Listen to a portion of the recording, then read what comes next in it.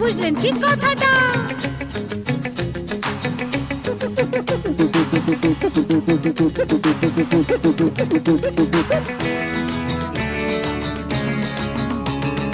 কাঠ পোকা, শ্যামা পোকা,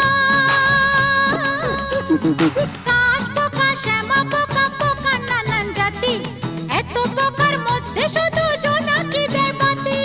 কাঠ পোকা, শ্যামা পোকা, কাঠ পোকা, শ্যামা পোকা, পোকা নানান জাতি, এত পোকার মধ্যে শুধু জোনাকি দেবতী।